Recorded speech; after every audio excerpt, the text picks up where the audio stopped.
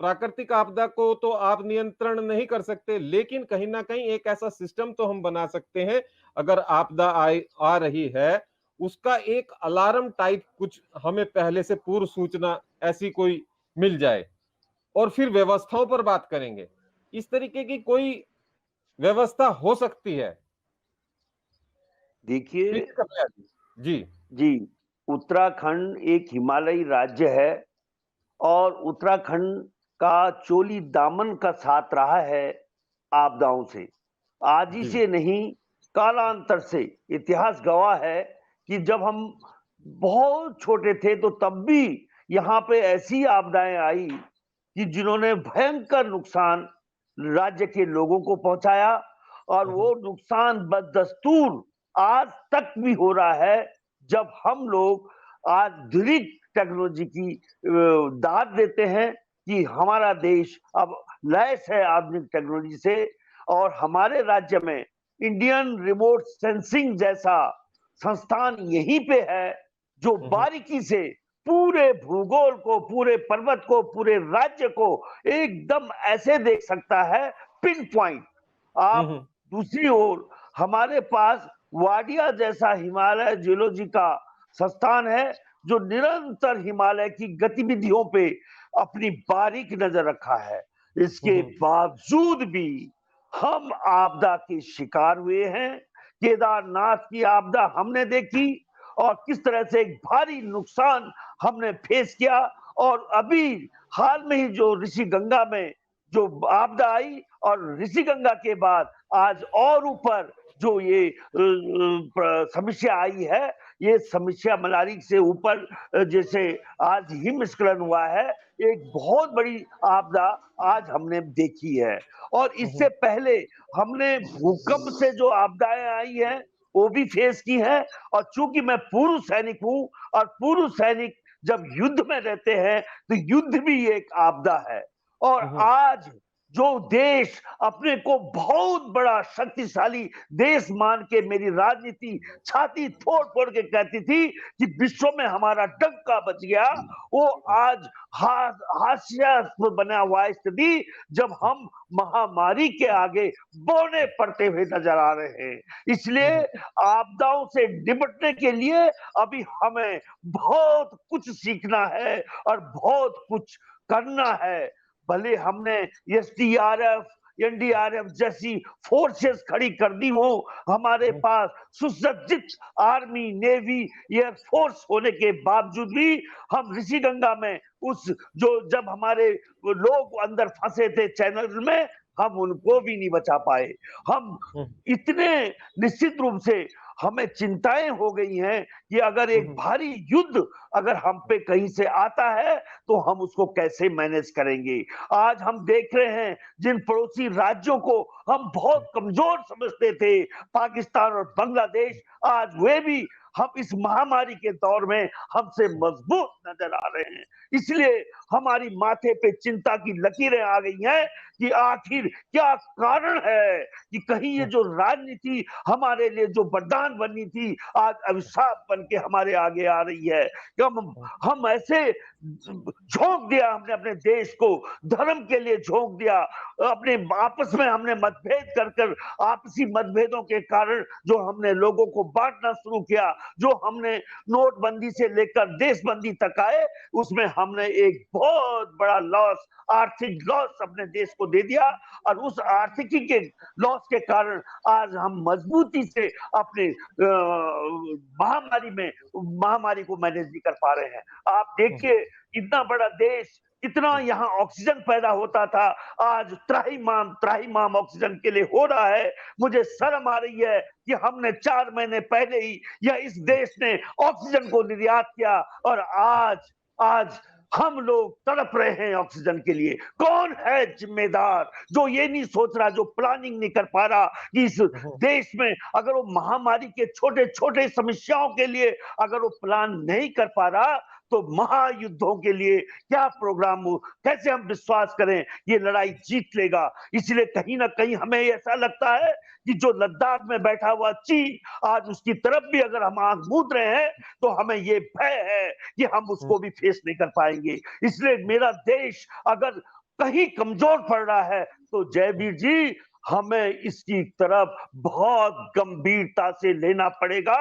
नहीं तो आज जो विश्वास जनता का उठता जा रहा है, और कई लोग मेरे दोस्त बोलते हैं कि अब ऐसा लगता है कि देश रहने लायक नहीं हो गया।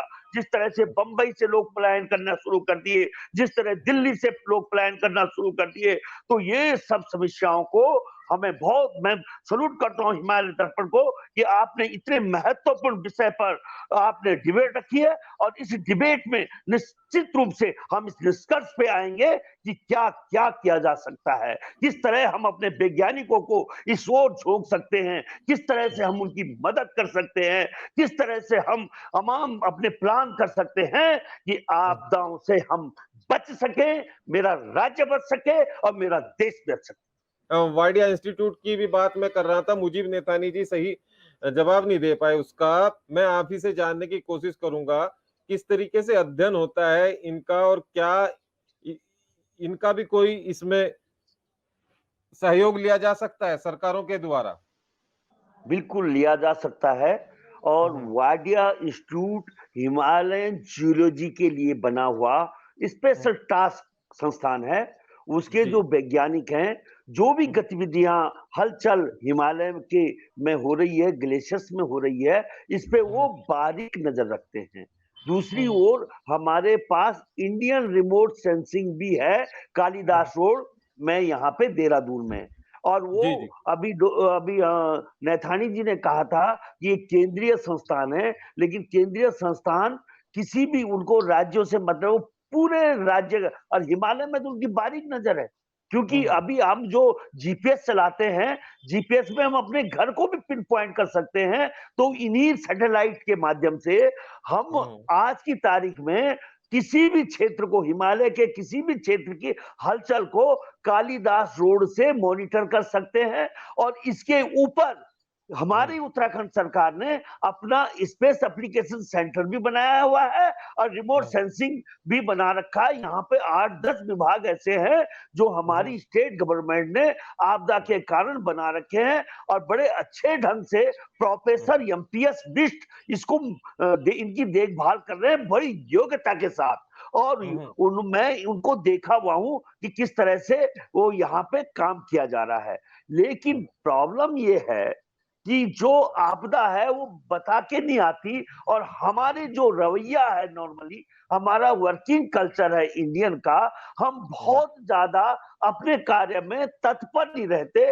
और जो हमारी राजनीति है, जिसको कि एग्जीक्यूटिव पावर को अलर्ट करने का, उन पे वॉच डॉग रखना चाहिए, वो नहीं रख पाते। उनका आईक्यू इतना छोटा, यानी अब धीरे धीरे हमारे नेता इतने बौने होते जा रहे हैं कि वे सामान्य अधिकारी को भी हैंडल करने के लायक नहीं है।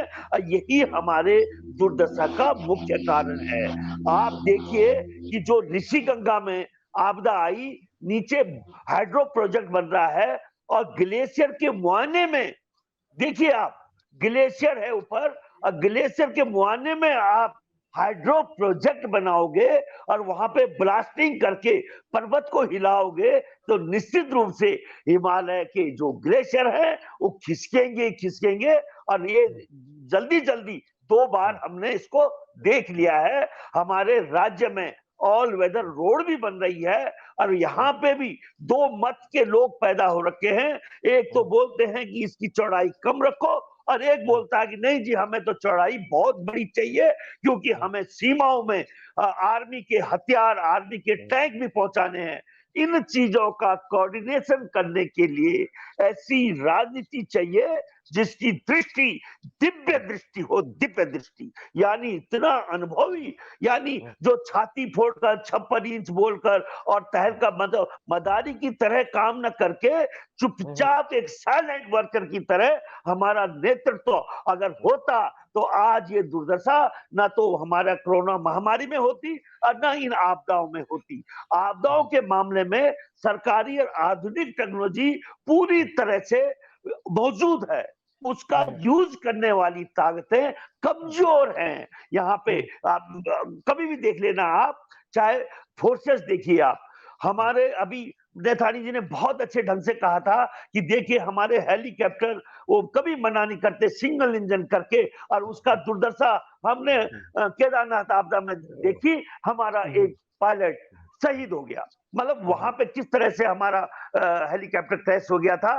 और आज की तारीख में राजनीति केवल और केवल जैसे ही सत्ता में आते हैं लोग, वो केवल अपने कार्यकर्ताओं की डकैती फौज के बारे में सोचने लगते हैं। अपनी आगे की जो चुनावी रणनीति है उसके लिए पैसा कमाने के लिए सोचते हैं। और इतनी मतलब लोअर लेवल, मैं फ्रांस में रहा, मैं फ्रांस से मिसाइल लाया, और मैंने फ्रांस में जितनी दौरान में रहा, मैंने नेताओं को वहां सड़क पे नहीं अपने काम करते हुए देखा, प्लान बनाते हुए देखा। यहाँ के नेता गान बजाते बजाते इन्होंने हमें बंदर बना दिया है, बंदर। इसलिए यहाँ के नेताओं को अगर हम ऐसे हल्के से गंभीरता से अगर हम इनको नहीं देखेंगे, इनके कान नहीं खींचेंगे, और इनके ऊपर अगर हम गंभीरता से जनता नहीं होगी, तो हमारा सत्यानाश तय है। इतना बढ़िया राज्य, जिस राज्य में सारी गंगा जैसी नदी हो, जिसमें हिमालय राज्य हो,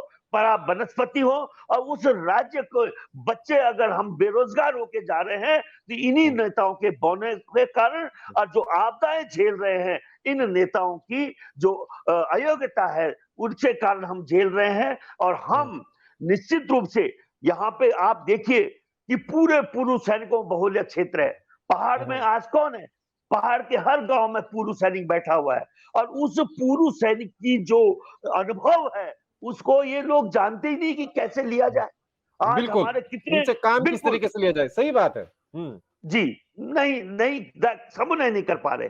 वो विजन नहीं है, वो योग्यता नहीं है। बाकी सब कुछ है इस राज्य में, सब कुछ है टेक्नोलॉजी में, सब कुछ है हमारे जो संस्थान बने हुए हैं। आज दिन तक आप अब किसी भी मंत्री या मुख्यमंत्री को पूछो कि इंडियन रिमोट सेंसिंग में कहां पे क्या हो रहा है, उनको पता भी नहीं होगा कि इंडियन रिमोट सेंसिंग है क्या। है क्या? Wadia institute of Himalayan geology, वहां जाके झांका ही नहीं होगा इन्होंने, और वहां जाके कोई समन्वय नहीं किया।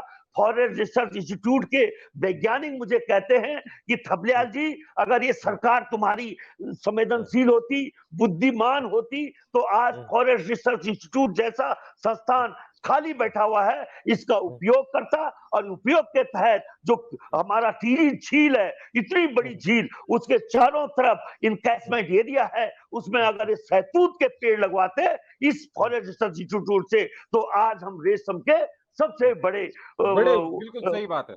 राज्य बिल्कुल। होते। लेकिन क्या करें, इस राजनीति ने हमें कहीं का नहीं छोड़ा, और ये हमारी दुर्दशा का मुख्य कारण है। पीसी थपलियाल जी जिस तरीके से डोभाल जी कह रहे हैं कि इस तरीके की पहले भी बहुत सारे वैज्ञानिकों ने रिपोर्ट दी है सरकारों को, लेकिन उनका फायदा क्या? या तो ये लग रहा है कि वो रिपोर्टें इंग्लिश में थी, समझ में नहीं आई होंगी जल्दी से, नहीं, जहां तक उसमें मेरा ऐसा मानना है। है कि हमारा क्योंकि जो जो वैज्ञानिक हैं वो तो इंग्लिश में ही लिखेंगे, जाहिर सी बात है। नहीं जहां तक मैं समझता हूँ नहीं हिंदी में तो लिखेंगे नहीं वो कुछ भी ऐसा। नहीं, और वो हमारा जो इंग्लिश सिस्टम के है, चक्कर में वो फिर वहीं अटक जाता है मामला। वो भी जो मेन चीज है कि हमने दो बड़ी आपदाएं अपने सामने हम्म, हम लोगों ने देखी हैं। एक तो हम्म, केदारनाथ जी की आपदा, जिसमें कि हमारे जितने निर्माण एजेंसी थी, सबकी सब हम्म, बौनी पड़ गई।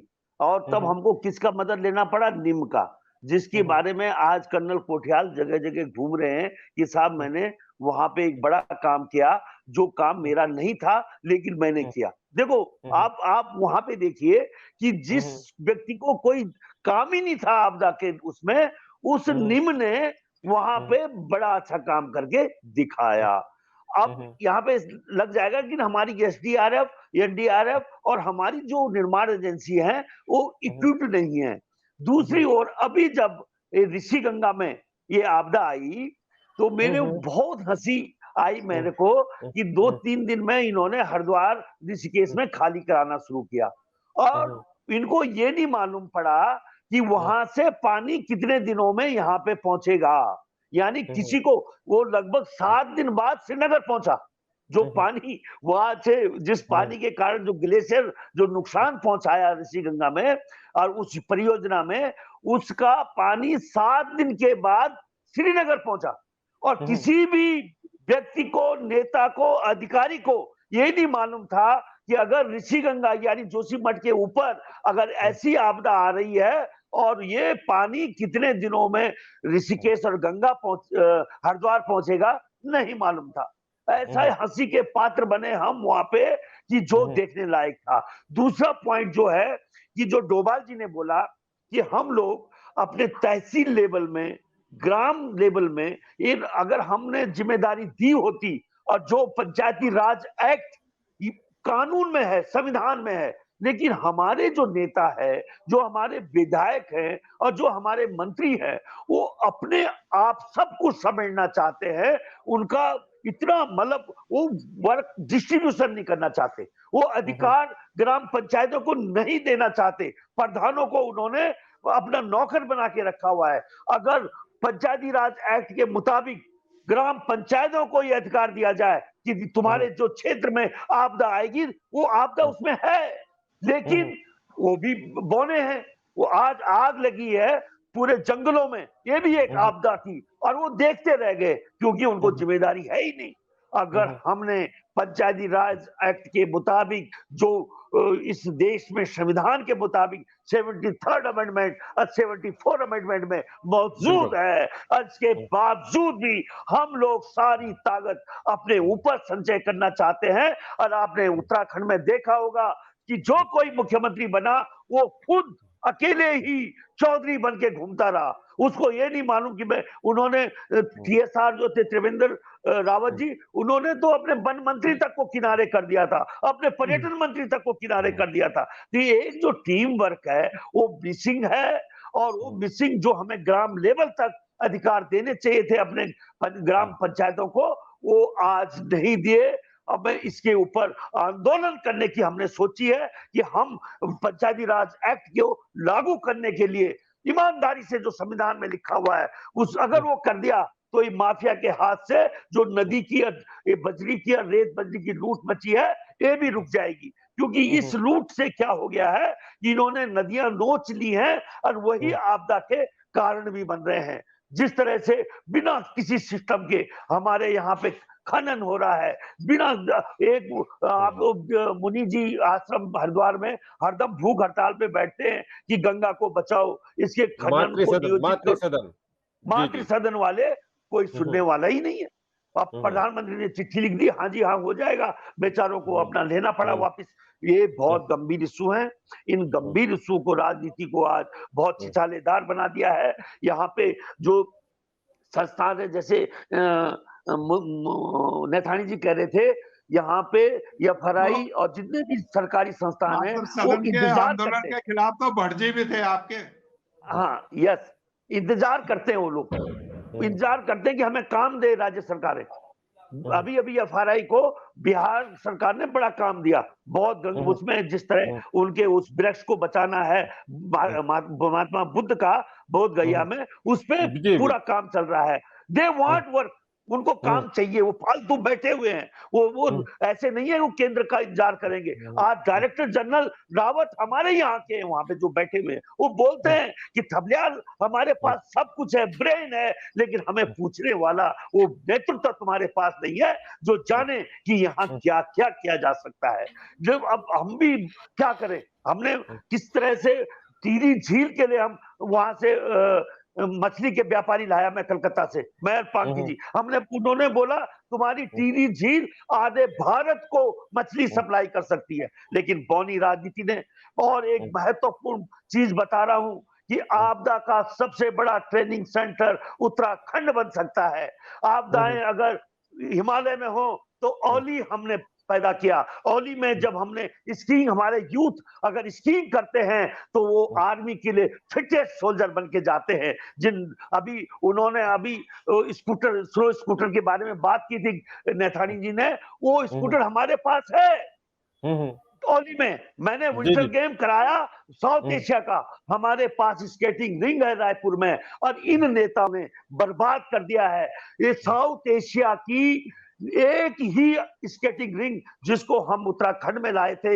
हमने धोखा किया इस देश के साथ कि क्यों इन बेईमानों के हाथ में हमने सौंपा औली और ये स्केटिंग रिंग रायपुर। आप जाइए, हिमालय दर्पण से 1 किलोमीटर आगे है, रायपुर स्केटिंग रिंग खत्म जी, कर जी। दी इन्होंने, खत्म। जहां पे साउथ एशियन गेम हमने कराए थे, यहाँ पे स्पोर्ट्स कराइए आप, वाटर स्पोर्ट्स के कराएंगे तो आपका जब भी ऐसा आपदा आएगी जो समुद्र और पानी में होगी, तो वहां के जो यूथ ट्रेन होंगे वो नेवी के बेस्ट सोल्जर बनेंगे। हमने अभी पैराग्लाइडिंग कराई सतपुली के ऊपर, वो मेरा ब्रेन का वो था। वो लड़के आज बेचारे वो कोरोना से ग्रसित हैं, और एक रतुड़ी बेचारे उन्होंने तो वो खत्म ही हो गए। उस जब घटना वहां पे हुई वो शहीद हो गए। रतुड़ी जी को मैं नमन करता हूँ, वो मेरे द्वारा वहां ले जाए गए थे। उन्होंने वहां पे पैराग्लाइडिंग की। उन्होंने कहा अगर इस तरह की पैराग्लाइडिंग हम अगर अपने यूथ से कराते हैं तो बेस्ट एयरफोर्स का सोल्जर वो बनता है। यानी उत्तराखंड में मौजूद है पूरा आपदा का ट्रेनिंग सेंटर, लेकिन इन नेताओं को नहीं मालूम कि हम कितने धनी हैं। लेकिन हम क्या करें, इनके आगे ये हमको इनका दिमाग जाता ही नहीं। इसलिए एक ऐसी राजनीति उत्तराखंड में पैदा करनी पड़ेगी जो निश्चित रूप से विजनरी हो और इस राज्य हित में काम करने के लिए तत्पर हो। नहीं तो आप देखिए गंगा जैसी नदी, आज राफ्टिंग हम नहीं कर पा रहे हैं, हमारी राफ्टिंग छिन गई। हम सिंगताली में इन्होंने एक आदमी बिठा दिया, तो अब उस आदमी की बड़ी भारी कहानी है कि कितनी जमीन कब्जा करके और उसने पुल नहीं बनने दिया।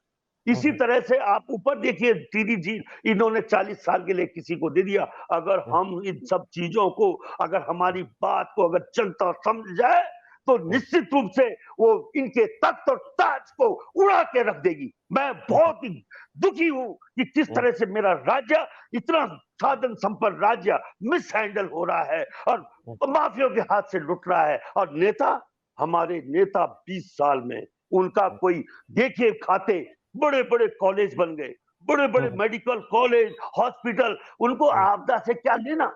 उनको तो वो तो लोग पैसा खर्च करना है, चुनाव जीत रहे हैं।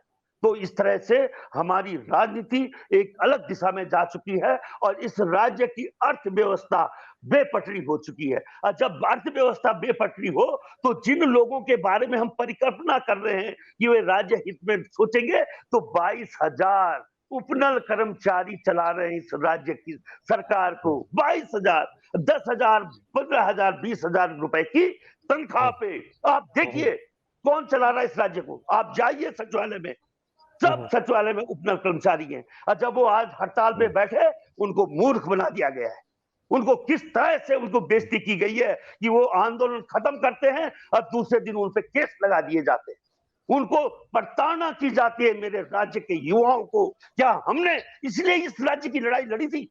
मतलब ऐसे जो राज्य हो चुका है जिसमें नेता भगवान बन चुके हैं और हमारी स्थिति किसी कुत्ते से बदतर नहीं है, ऐसे राज्य में मेरे को कोई गर्व नहीं है। मेरे को शर्म आती है कि मैंने क्यों इस राज्य आंदोलन में अपनी लड़ाई लड़ी, क्यों मैंने अपनी जवानी बर्बाद की, निश्चित रूप से इन लुटेरों के लिए।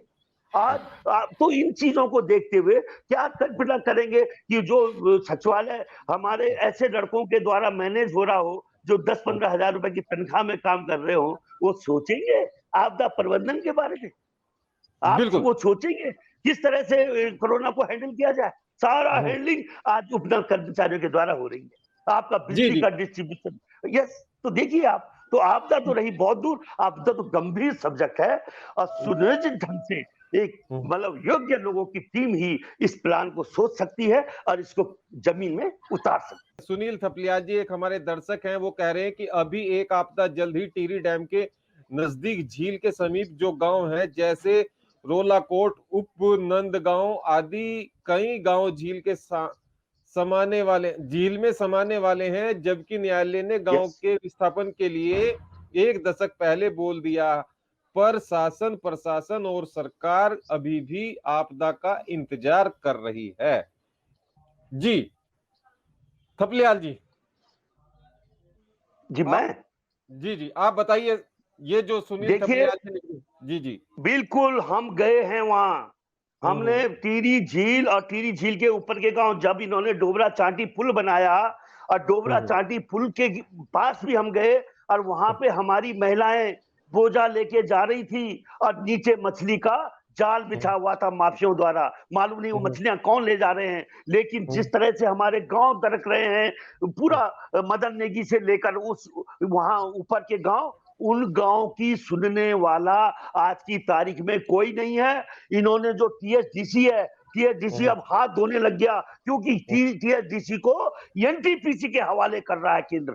क्यों? एनटीपीसी के बाद वो अडानी को आराम से हैंड ओवर कर सकते हैं इस प्रोजेक्ट को। लिख के ले लो, ये प्रोजेक्ट जो टीएचडीसी है वो बहुत ही कम पीरियड में अडानी के हाथों में जाने वाला है, ये हम जानते हैं कि इसीलिए तो एनटीपीसी को दिया गया। नहीं तो थर्मल पावर, देखो एनटीपीसी माने नेशनल थर्मल पावर प्रोजेक्ट। अब वो जो थर्मल ऊर्जा पैदा कर रहे हैं उनके हाथ में तुम हाइड्रो प्रोजेक्ट दे रहे हो, और एनटीपीसी से ज्यादा प्रॉफिटेबल टीएचडीसी है। अब टीएचडीसी कैसे सुनेगा उन गांव की? उनका तो सुनने वाला है ही नहीं। इन्होंने पूरा टिहरी में जो इन्होंने विस्थापन भी किया है, बहुत आधा टिहरी बिना रजिस्ट्री का है। मैं तो इतनी बड़ी बारीकी से जानता हूं वहां की समस्या, शायद ही कोई मंत्री जानता हो और कोई नेता जानता हो। मैंने पहाड़ के 25 साल में चप्पे चप्पे घूमे हैं और पहाड़ की पीड़ा का एहसास मुझे है, और मैं जानता हूं कि अब इनके बूते से बाहर है। वो रोते रहे, बिलखते रहे, गांव चले जाएं आपदा में, लेकिन अब इस राज में आप देखिए, आप जहां कोरोना जैसी बीमारी को हैंडल न कर पाए हो, वो ऐसी गांव को संभाल पाएंगे? नहीं। तो इसलिए मेरे को तो नहीं लगता। बड़ी मुश्किल से कितने 3 गुना 4 गुना प्राइस में इन्होंने डोबरा चांटी पुल बनाया, कितने बड़े तमाशे उस डोबरा चांटी पुल में हुए, और वो भी आज सिंगल लाइन बनी, जबकि डबल लाइन बनना चाहिए था उसको। मतलब कई चीजें हैं, कई चीजों को किस तरह से हम बोलें, किसमें बोलें, कोई सुनने वाला नहीं है। और राजनीति भी हमारी इतनी बौनी पड़ गई है कि हम इतनी ताकत नहीं रखते कि उनके आगे, इतने बड़े धन पशुओं के आगे हम कैसे खड़े हो सकते हैं? बिल्कुल नहीं खड़े हो सकते। आपदा को देखने के लिए, वहां की वस्तु स्थिति को देखने के लिए माननीय मुख्यमंत्री तीरथ सिंह रावत वहां पर मौजूद है। उनको हम आपको सुनवा दे रहे हैं, तो आप उनका ये वीडियो देखिए मुख्यमंत्री जी का, और मुझे दीजिए इजाजत। अपडेट अब तक आया है सर? देखिए, जहाँ पे घटना घटी है और नीति के पास सुहाना में, कुल मिलाकर के ये कह सकता हूँ कि वहाँ जो बीआरओ के द्वारा, उनके चीफ के द्वारा जो इनके पास आया है, रिपोर्ट आई है, आर्मी कल रात से पूरी तरह मुस्तैदी के साथ में वहाँ पे स्पॉट पे लगी हुई है, और हमारा जिला प्रशासन पूरी तरह से कल से ही रेस्क्यू किया है, और एसडीआरएफ वहाँ आगे बढ़ी है। एनडीआरएफ भी पूरी वहाँ पर कुछ लोग पहुँचे हैं आगे तक, जहाँ तक वो जा सकते हैं। आर्मी के संपर्क में तो कल रात से ही हैं, वो लोग पूरी तरह रेस्क्यू कर रहे हैं, और साथ ही आईटीबीपी की जवान लगे हैं। अभी तक जो रिपोर्ट है कि जो लगभग 400 लोगों की बात जो वहाँ काम कर रहे थे, लेबर जो बीआरओ का, और 391 के लगभग अभी तक पूरी जानकारी जो इनके पास लोग आए गए हैं, जो इधर उधर से पैदल चल करके वो इन कैंपों में पहुँचे हैं, आर्मी के कैंप में, आईटीबीपी कैंप में, और 6 अभी कैजुअल्टी जो हुई है, 6 की जो संख्या अपने पास आई है, और 4 लोग अभी घायल अवस्था में हैं। ये अभी तक की जानकारी है, ये रिपोर्ट है, और बाकी अभी पूरी तरह से रेस्क्यू जब लगा, मैंने कहा कि आर्मी भी पूरी तरह लगी हुई है, वो कल से ही पूरी तरह वहाँ पर मुस्तैदी के साथ में जुट गई है, और आईटीबीपी और एनडीआरएफ के भी जवान कुछ पहुँचे हैं आगे। हमने उनको भी, शायद वो गाजियाबाद आपका हमारे जो यहाँ पर स्टेट के पास हैं, वो भी पूरी तैयारी में हैं, कभी भी आ सकते हैं, और साथ में जिला प्रशासन डीएम सारा हमने मुस्तैदी के साथ में कल से ही उनको पूरी तरह लगा दिया है, जुटा दिया है, और वो पूरी तरह इस रेस्क्यू में जुट गए हैं, लग गए हैं।